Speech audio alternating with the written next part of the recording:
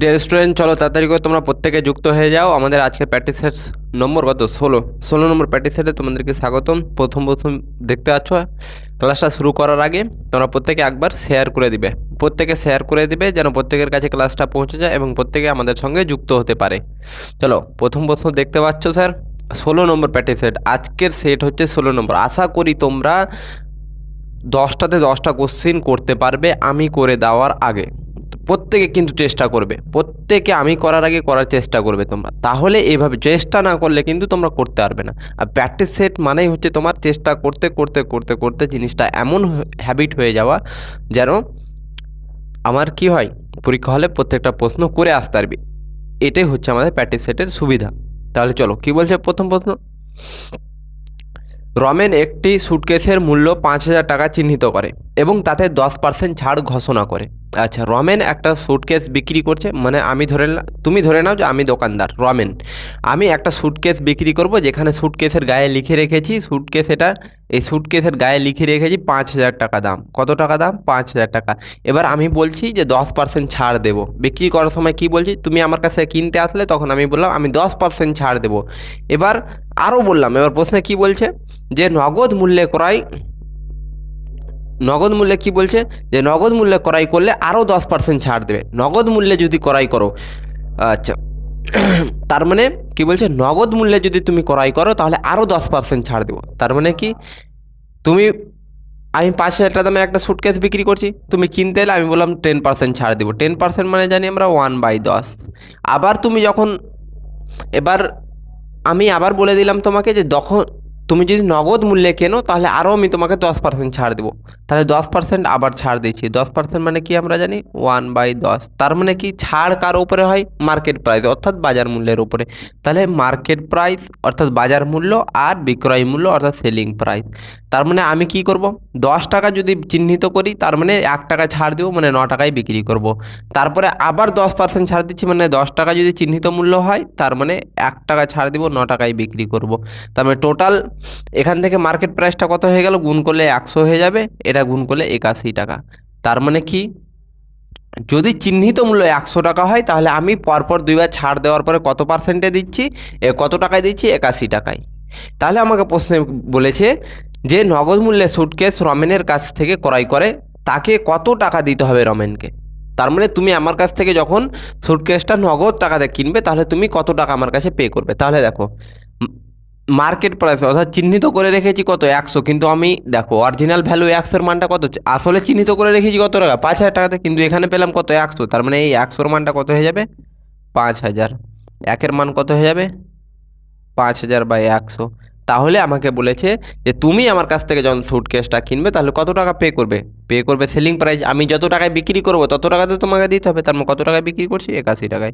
মানে 81 টাকার মূল্য হয়ে যাবে 5,000/100 ইন্টু 81। তাহলে কত হবে, 2টা শূন্য কাটলো, 5 একে 5, 5 8 40, 1 2 একটা শূন্য, তাহলে 4,050 টাকা। তাহলে কত টাকায় তোমাকে পে করতে হবে, আমার 4,050 টাকা। দেখো কত দাগের অ্যান্সার রয়েছে, 4,050 টাকা, সি দাগের অ্যান্সার। চলো নেক্সট কোশ্চিন, 2 দাগের।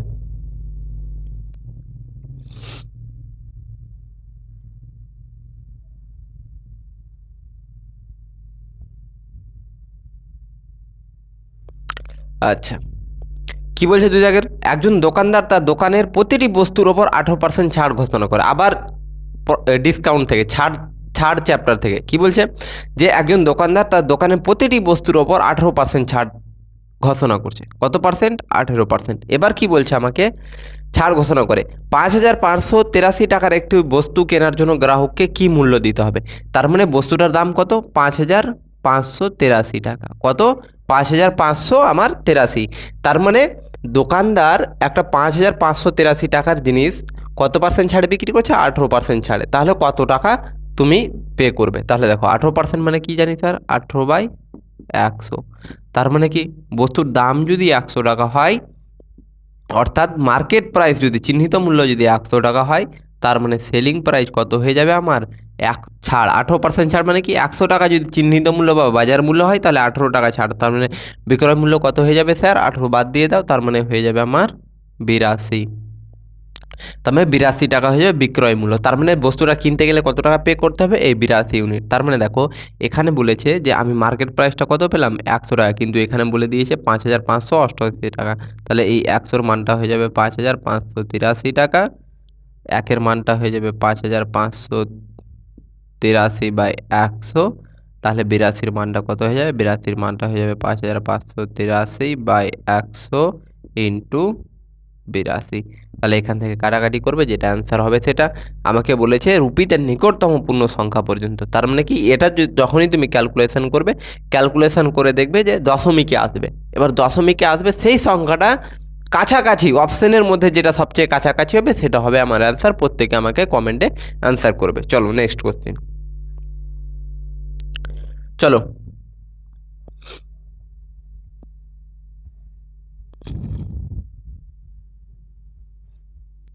কি বলছে? এ এবং বি মৌলিক সংখ্যা হলে নিচের কোনটি এ এবং বি এর যোগফল হতে পারে না? অর্থাৎ এ আর বি, এখানে দুটো এ আর বি দুটো হচ্ছে মৌলিক সংখ্যা। এবার বলছে যে অপশানে যেগুলো দেওয়া রয়েছে আমার 28, 10, তারপরে কত আমার 28, 10, 14, 16, 28, 10, 14, 16, 28 রয়েছে, 10 রয়েছে, 14 রয়েছে, কত রয়েছে আর 6 রয়েছে। তাহলে 6 রয়েছে। তাহলে বলছে এ আর বি যদি আমার মৌলিক সংখ্যা হয় তাহলে এই দুটো মৌলিক সংখ্যার যোগফলটা নিচের কোনটা হতে পারে না? 28 হবে না, না 10 হবে না, না 14 হবে না, না 6 হবে না। তার মানে আগে আমরা কয়েক মৌলিক সংখ্যা দেখো। মৌলিক সংখ্যা কি জানি আমরা? যাকে 1 এবং ওই সংখ্যা দ্বারা ভাগ করা যাবে সেটা হচ্ছে মৌলিক সংখ্যা। তাহলে লিখো মৌলিক সংখ্যাগুলো কি কি? 2, 3, 5, 7, 11, 13, 17, 19, 23। তার মানে এটুকু লিখে যাবে, আরও রয়েছে এভাবে। কিন্তু দেখো এবার 28, তার মধ্যে দেখো 28 যদি আমি করতে চাই তাহলে দুটো মৌলিক সংখ্যা, এমন দুটো মৌলিক সংখ্যা নিব এখান থেকে যাদের যোগফল হবে 28। তাহলে দেখো যদি আমি নিই কত 17, আচ্ছা 19 নিলাম, আর 17 আর 11, দেখো 17 আর 11তে কত হয়ে যাবে? 11 আর যোগ যদি 17 করি তাহলে কত হয়ে যাবে? 28 হয়ে যাবে। তার মানে কি দুটি মৌলিক সংখ্যার যোগফল 28 হয়ে গেল। তার মানে আমাকে কি বলেছে যে নিচের কোন সংখ্যাটি হবে না যে দুটি মৌলিক সংখ্যার যোগফল আমার হবে? তার মানে এটা তো হয়ে যাচ্ছে, দেখো দুটি মৌলিক সংখ্যার যোগফল 28 হয়ে যাচ্ছে, তার মানে এটা হবে না আমার। 10টা দেখো যদি আমি 7 আর 3 নিই, 3 যোগ 7 করি, তাহলে দেখো দুটি মৌলিক সংখ্যার যোগফল কি আসলো? 10 আসলো। তার মানে এটাও হয়ে যাচ্ছে। 14 দেখো তো, 14 আমি কি নেব? 14 যদি করতে চাই 13, আচ্ছা 13 কেন, 11 আর 3, তাহলে 3 আর 11 যোগফলটা কত হয়ে যাবে? 14। তার মানে এটাও হয়ে যাচ্ছে আমার যোগফলটা 13। 6 দেখো, 6 মানে কত কত নিব? যদি 2 নিই আর 3 নিই তাহলে কত হচ্ছে? 2 আর 3 আমার কত হয়ে যাচ্ছে? 5। 6 হচ্ছে কি? 6 হচ্ছে না। তার মানে 2 আর 6 মিলানোর জন্য একমাত্র এখানে যদি 4 নিই তবেই আমার 6 আসবে। কিন্তু 4টা কি মৌলিক? দেখো তো মৌলিকের মধ্যে রয়েছে 4, তার মানে 4 মৌলিক নয়। তার মানে আমার 6ই হয়ে যাবে এমন একটা সংখ্যা যে দুটো মৌলিক সংখ্যার যোগফল 6 কখনোই হতে পারে না। তাহলে 6 হয়ে গেল আমার কি অ্যান্সার। চলো নেক্সট।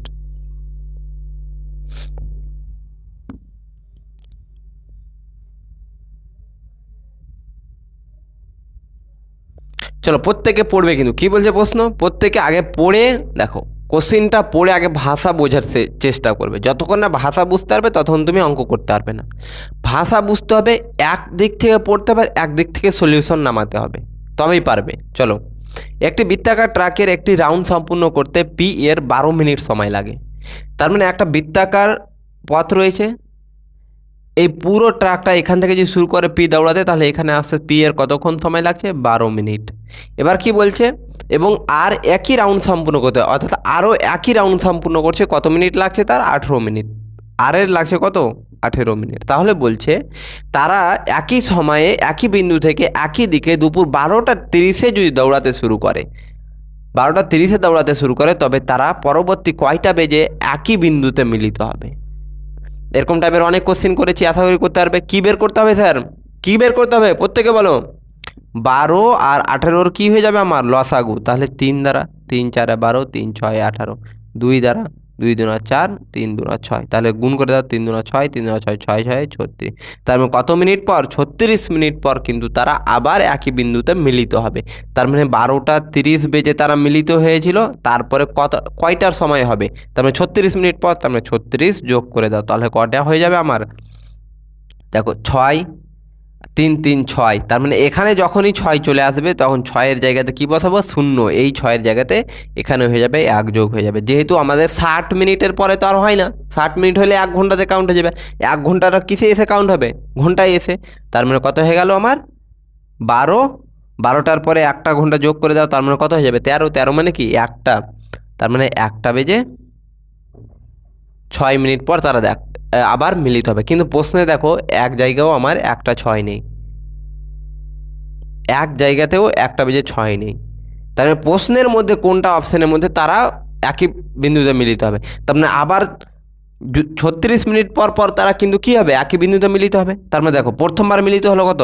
1টা 6-এ, আবার তারা 36 মিনিট পর মিলিত হবে, তাহলে যোগ করে দাও, 6 6 12 2 হাতে হলো 1, 3 আর 1 4 হয়ে গেল 42 আর 1। তার মানে তারপরে কতক্ষণ কয়টা বেজে তার মিলিত হবে? 1টা 42-এ। দেখো 1টা 42 অপশান নেই, তার মানে আবার 36 যোগ করে দেবো, তাহলে 36 আবার যোগ করে দাও, 6 2 8 4 3 7। 7-এর মধ্যে কি বলেছিলাম? যে 5-এর বেশি বসবে না, 6 হলে এখানে 1 যুক্ত হয়ে যাবে। তার মানে কত হলো? 4 3 7 হলো, কিন্তু এখানে বসবে কত? 5। তার মানে এখানে 0 বসিয়ে দাও।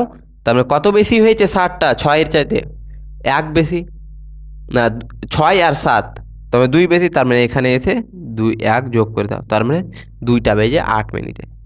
2টা বেজে কত মিনিটে? দেখো, আচ্ছা আরও একভাবে বলে দিচ্ছি, যদি এভাবেও না বুঝতে পারো তাহলে ডিরেক্টলি এভাবে দেখবে। দেখো 6 আর 2 কত? 8 হলো, 4 3 7 1, 1টা বেজে 78 মিনিট। 78 মিনিট কি কোনো দিন সম্ভব? 78 মিনিট সম্ভব নয়।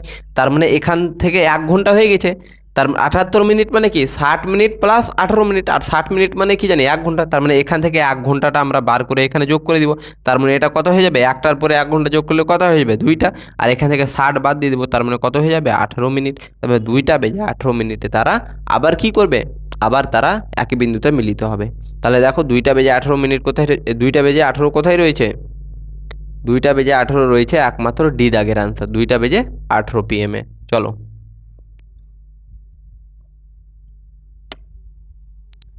নেক্সট।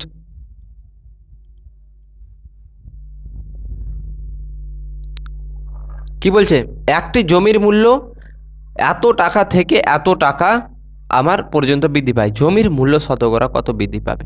তাহলে শতকরা একেবারে জলের মতো সহজ করছি, আশা করি আমার করে দেওয়ার প্রয়োজন নেই, আর তোমরা আমি করার আগেই প্রশ্নটা করে দিয়েছো। কারণ দেখো শতকরা যখনই বের করতে জমির মূল্য বলে দিয়েছে, আর কি বলে দিয়েছে? জমির মূল্য কত বৃদ্ধি পাচ্ছে, কত থেকে কত বৃদ্ধি পাচ্ছে। দেখো দেওয়া আছে একটা, সেখান থেকে বৃদ্ধি পেয়ে এত হয়েছে, তাহলে কত বৃদ্ধি পেয়েছে? যেটা বৃদ্ধি পেয়ে হয়েছে ওটা থেকে বিয়োগ করে দেবো, দিয়ে যেটা বৃদ্ধি পাবে ওটা উপরে বসবে, বাই কত থেকে বৃদ্ধি পেয়েছে সেটা নিচে ইন্টু 100% করে দিলে আমরা অ্যান্সার পেয়ে যাব। চলো প্রত্যেকে আমাকে অ্যান্সার করো দেখি, প্রত্যেকে অ্যান্সার করো।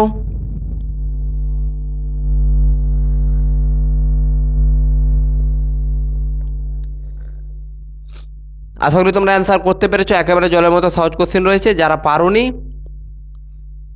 তারা দেখে নাও। কত রয়েছে আমার? 15, 1 2 3 4, কয়টা রয়েছে? 15,000। এত থেকে বেড়ে কত হয়েছে আমার?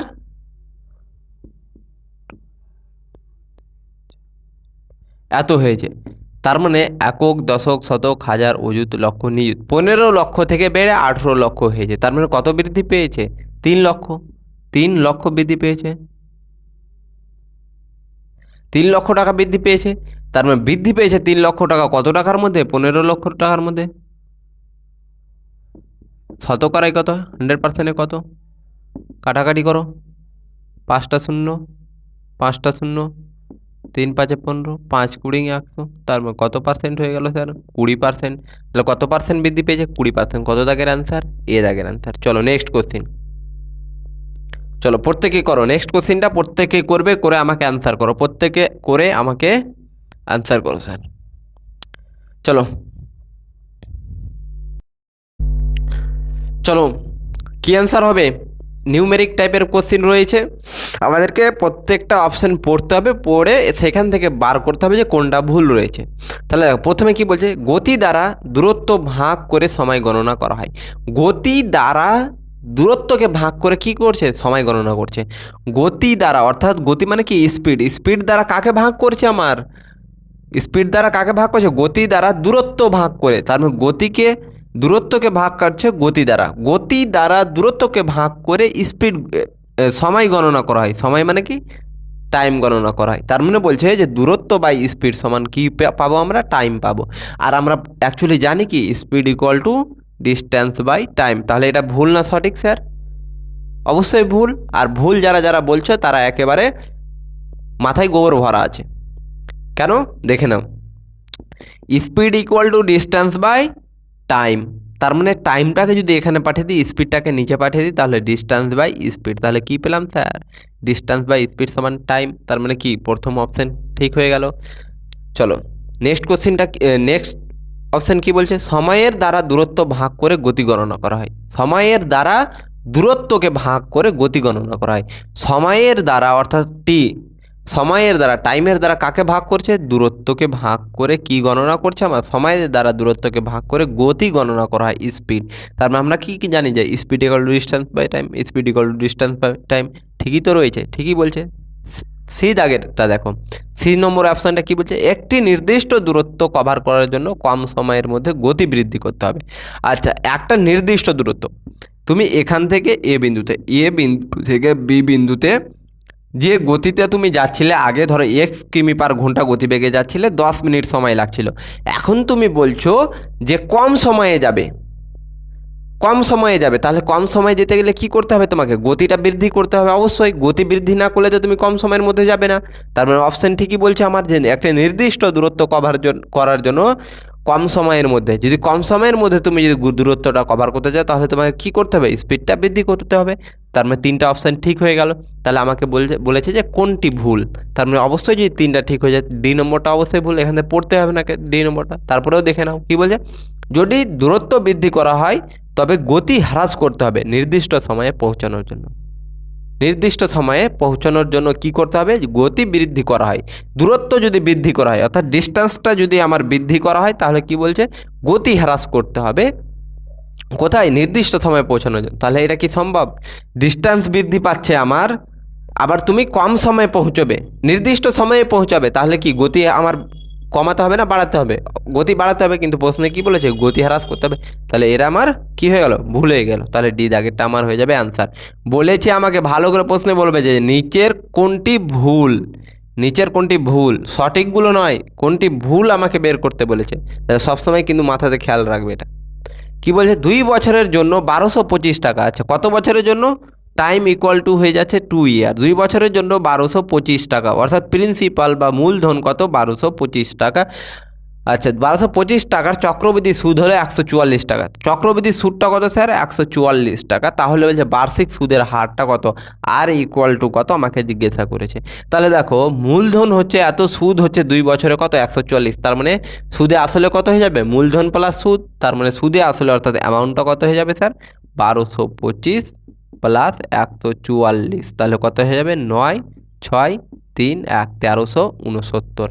তার মানে 1369 কী হয়ে গেল আমার মূল অ্যামাউন্ট, সুদে আসলে 2 বছরে সুদে আসলে এত টাকা, আর মূলধন হচ্ছে আমার 1225। তাহলে বলছে আমার আরটা কত হবে। তার মানে আমরা যখন চক্রবৃদ্ধি সুদের ক্ষেত্রে পড়ছিলাম আগে, যে 2% হারে যদি আমার চক্রবৃদ্ধি সুদ হয় বা 20% হারে চক্রবৃদ্ধি সুদ হয়, তাহলে 2 বছর পরে অ্যামাউন্ট কত হবে সেটা বার করছিলাম। তাহলে কি করছিলাম, 20% সমান 1/5 করছিলাম। তো 5 টাকা হলে 6 টাকা হবে, তাহলে 2 বছরের জন্য 2 বার গুণ করছিলাম। কিন্তু এখানে আমাকে রিভার্স কেসে যেতে হবে। আমাকে দেখো, এখান থেকে কি কি পেয়ে গেছি, প্রিন্সিপাল পেয়ে গেছি, মূলধন পেয়ে গেছি, অ্যামাউন্ট পেয়ে গেছি, 2 বছরের সুদে আসলে কত। তাহলে দেখো 1225, আর কত পেয়ে গেছি মূলধনটা, আর অ্যামাউন্টটা কত, 1369। তাহলে দেখো, এখান থেকে যখনই আমরা 1 বছরের সুদে আসলে ফিরে যাব, তখন কি করে দিব, 1 বছরের যখন আমি ফিরে যাব, তখন এটাকে, যেহেতু এটা 2 বছরের বলেছে, 2 বছরের বলেছে, সেই জন্য একবার রুট করে দেব। 2 বছরের বলেছে মানে কি, একবার রুট করে দেবো। যদি 3 বছর বলতো, তাহলে একবার রুট করে যেটা পেতাম সেটাকে আবারও আমরা রুট করতাম। তাহলে 2 বছরে বলেছে মানে একবার রুট করে দাও, তাহলে কি হয়ে যাবে আমার 1225 কার স্কোয়ার 35 স্কোয়ার 1369 কার স্কোয়ার স্যার 37 স্কোয়ার। তার মানে কি প্রথম বছরে যদি 35 টাকা তুমি ইনভেস্ট করে থাকতে তাহলে 37 টাকা সুদে আসলে পেতে। তাহলে কত টাকা বেশি পেতে? 2 টাকা। তার মানে 2 টাকা বেশি পেতে কত টাকা ইনভেস্ট করে? 35 টাকা ইন্টু শতকরাই কত 100%, তাহলে 100% করে দিলে কত হয়ে যাবে? আচ্ছা তাহলে কত হয়ে যাবে? 5 7 35, 5 20 100, তাহলে 40/40 হয়ে যাবে স্যার 7। তাহলে এটাকে তুমি ভেঙে দাও 40 দ্বারা, 5 7 35 নামলো 5, তাহলে হয়ে গেল 5 পূর্ণ 5-এর কয় 7%। এটা হয়ে গেল কি আর এর মান। যে হারে বৃদ্ধি পাচ্ছে সেটাই তো আমার সুদের হার হবে। যে হারে বৃদ্ধি পাচ্ছে, তাহলে 1 বছরে বার্ষিক কত হারে বৃদ্ধি পাচ্ছে? 5 পূর্ণ 5-এর 7 হারে। তাহলে সবসময় মনে রাখবে যখনই এই টাইপের প্রশ্ন দিবে তখন কি করে দিব আমরা? যখনই আমাকে প্রিন্সিপাল দেওয়া আছে, অ্যামাউন্ট আমি বের করে নিলাম, অ্যামাউন্ট এখান থেকে পেয়ে যাব, তাহলে যখনই বলবে যে সুদের হার বের করো, তাহলে কি করে দিব? যত বছর বলবে, 2 বছর বলেছে মানে একবার রুট, 3 বছর বললে এটা যদি পেলাম এটাকে আবার রুট করতাম যদি 3 বছর বলতো। তাহলে এভাবে আমরা বের করে দেখে নেবো যে প্রিন্সিপাল যদি এটা হয় 1 বছরে, তাহলে অ্যামাউন্ট হবে এত, তার মানে কত বৃদ্ধি পাচ্ছে? 2। তাহলে 2 কতর মধ্যে বৃদ্ধি পাচ্ছে? 35-এর মধ্যে। তাহলে 100-তে কত পাবে? 100-তে যে দেওয়া হয়ে যাবে সেটা হয়ে যাবে আমার কি শতকরা সুদের হার, চক্রবৃদ্ধি সুদের হার। চলো নেক্সট কোশ্চিন।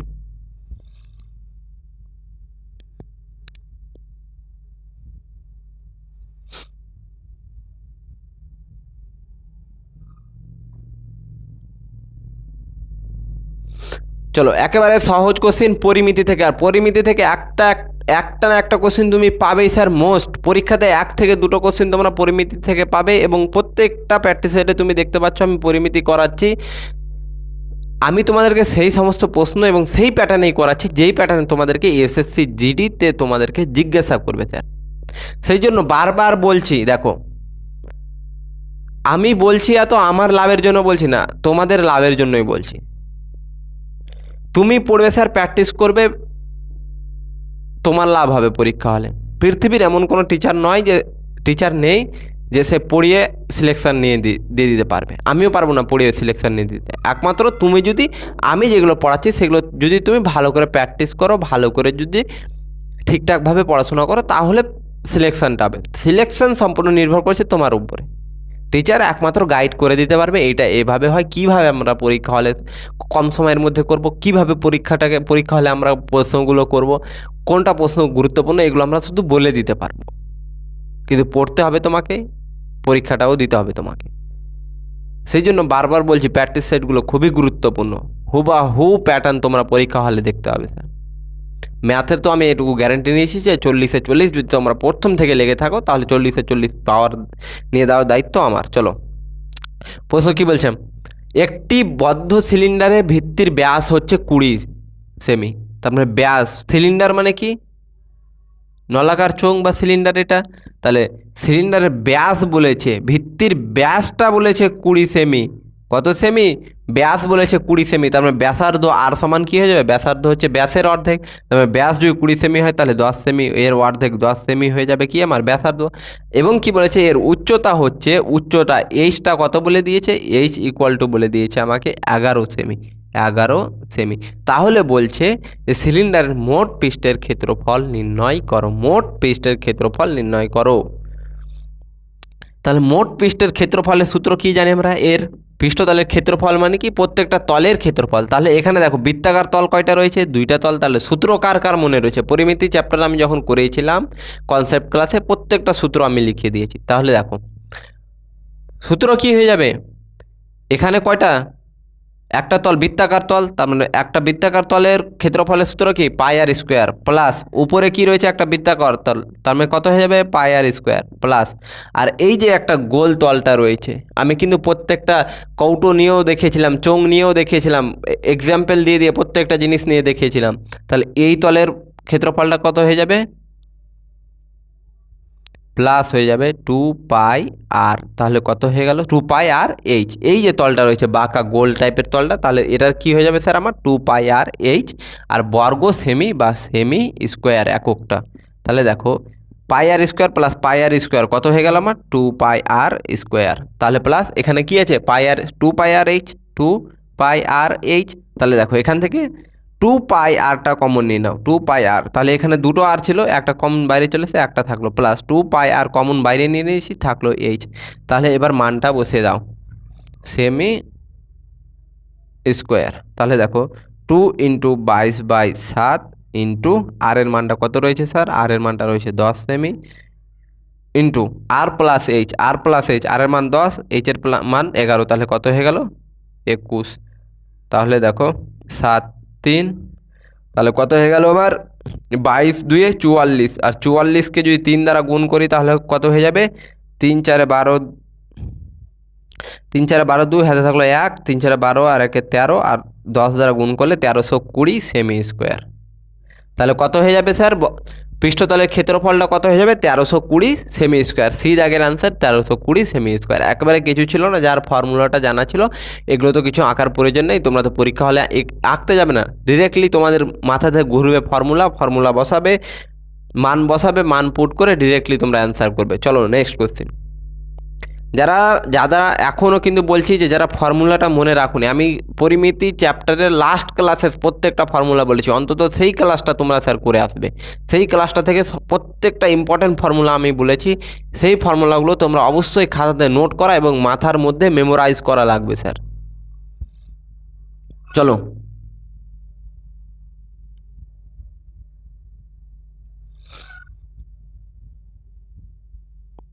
কি বলছে, 10 16 এবং 20 এর চতুর্থ সমানুপাতি কি? 10 16 এবং 20 চতুর্থ সমানুপাতি, 10 16 20, এরা কি বলে দিতে হবে? যদি বলে দিতে হয়, যারা প্রথম থেকে রয়েছে এটার জন্য আর এর চাইতে লজ্জাকর বিষয় আর হয় না। চতুর্থ সমানুপাতি মানে চতুর্থ পদটা বের করতে বলেছে, সমান কী হয়ে যাবে, এই দুটো শেষের দুটো রয়েছে সেটা গুণ হয়ে যাবে, 16 × 20 বাই নিচে হয়ে যাবে 10, এই 0 0 কাটো, 16 2 32 হয়ে গেল আমার অ্যান্সার। একেবারে মুহূর্তের মধ্যে অ্যান্সার, এবং একটা কোশ্চেন পাবেই অনুপাত এবং সমানুপাত থেকে, এরকম টাইপের একটা কোশ্চেন পাবেই। মধ্য সমানুপাত পেতে পারো, না হয় চতুর্থ সমানুপাতি বের করতে বলতে পারে, না হয় তৃতীয় সমানুপাতি বের করতে পারে, এই তিনটা টাইপ থেকে তুমি পাবে কিন্তু। আর প্রত্যেকটা টাইপ আমি কনসেপ্ট ক্লাসে বুঝিয়ে দিচ্ছি, ভালো করে ভেঙে ভেঙে এক একটা জিনিস বুঝিয়েছি তোমাদেরকে। তাহলে এখান থেকেই ছিল আমাদের 16 নম্বর প্র্যাকটিসের 10টা টপ কোশ্চিন। আবার পরবর্তী প্র্যাকটিস সেট নম্বর 17তে তোমাদের সঙ্গে দেখা হবে। ততক্ষণ তোমরা প্রত্যেকে কিন্তু ক্লাসটা শেষ হওয়া পর্যন্ত মাত্রই যেগুলো অঙ্ক পারলে না সেগুলোকে একবার প্র্যাকটিস করো। আমি তো সলিউশন করে দিলাম, প্রত্যেকটা প্রশ্ন প্র্যাকটিস করো, তাহলে ভালো করে তোমার মধ্যে মাথার মধ্যে ঢুকে যাবে যে এই টাইপের প্রশ্নটা কিভাবে সলিউশন হয়। যদি সঙ্গে সঙ্গেই করে নাও তাহলে কিন্তু তোমার আর ভোলার চান্সটা থাকবে না। বাকির কাজ ফাঁকি, বাকি জিনিস রাখবে না, বাকি যদি রাখতে যাও তাহলে সিলেকশানে তোমার বাকিতেই থেকে যাবে। সেই জন্য বারবার বলছি, প্রত্যেকটা ক্লাস, শুধু গণিত বলে নয়, রিজনিং, গণিত, জিকে জিএস, হিন্দি বা ইংলিশ যারা নিয়েছো, প্রত্যেকটা ক্লাসে তুমি কি করলে, ক্লাস শেষ হওয়া মাত্রই সেটাকে আগে একবার রিভিশন করো, আর ঘুমাতে যাওয়ার আগে একবার, তবেই তোমার প্রিপারেশন, প্রস্তুতিটা ঠিকঠাকভাবে হবে এবং তোমার পড়াশোনার মূল্যটা তুমি পাবে। তুমি পড়েই যাচ্ছ, সময় তো দিচ্ছ, ক্লাস করছো, তুমি সময় দিচ্ছ ক্লাসের পিছনে, কিন্তু দেখবে একটা সময় গিয়ে বেনিফিট পাচ্ছ না, কারণ রিভিশন ঠিকঠাক নেই। রিভিশন না করতে গেলে ঘুরে ফিরে আবার গোল শূন্য। সেই জন্য বলছি যে ভালো করে রিভিশন করবে, ক্লাস শেষ হওয়া মাত্র একবার রিভিশন, সেটা যে কোনো সাবজেক্ট হোক, আর একবার ঘুমানোর আগে, আর একবার সাপ্তাহিক রিভিশন। তাহলে এমন কেউ নেই যে তোমাকে সিলেকশন নিতে আটকে দেখিয়ে দেবে। তুমি যতই খারাপ স্টুডেন্ট হও, এই তিনটা জিনিস ফলো করো, সিলেকশন অবশ্যই পাবে। তো চলো আবার দেখা হবে তোমাদের সঙ্গে পরবর্তী ক্লাসে, ততক্ষণের জন্য সুস্থ থাকো, ভালো থাকো, ধন্যবাদ।